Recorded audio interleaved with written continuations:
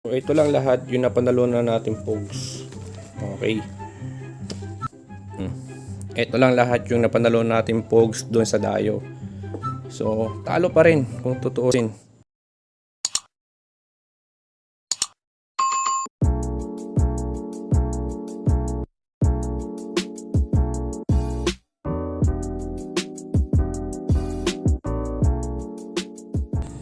So yun na nga guys, bali papakita ko sa inyo ngayon yung mga napanalunan natin folks nung may dumayo sa ating lugar. So dapat ngayon yung vlog namin ngayong Martes.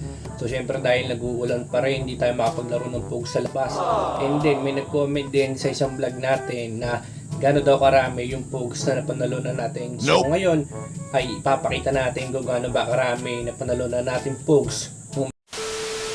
Na nga guys, bali kukuha na natin yung pogs na isang kahon para ipakita sa inyo kung gaano ba karami yung napanalo natin nung nakaraan sa dayo. So ayan yung pinaglalaro namin builder dito nila boss there. So ito yung pogs na isang kahon guys, mabigat to promise. Tingnan nyo, holy shit, holy shit. Dito natin lagay sa ating pinaglalaro ang bilyaran. So ito lang lahat yung napanalo na natin pogs. Okay, ayusin natin para makita nyo ang gaano karami dogang. Ito muna yan.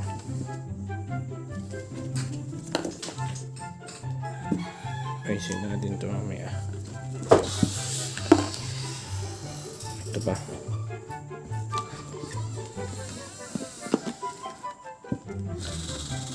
So hindi ito ganito. So hindi naman totally ganun karami pinapanalunan natin kasi nga nagbabas tayo dito mula dito ng dalawang dangkal, isa, dalawa. So pag tinanggal yan dito, lagpas yan sa isang dangkal dangkal ng normal na bata. So syempre mas malaki dangkal ng ng mga katulad namin kaysa sa mga bata, di ba? So ayan, nalaglag pa yung dalawa. So para hindi na lang tumagal itong vlog natin. So tingin ko naman naabot to ng mga ito almost isa't kalahating dangkal lang yung napanalunan natin. Ito sa dangkal na to pag pinagsama, tapos ito ay wala na rin isang dangkal. Okay, so pasensya na, wala kasi yung katulong ngayon.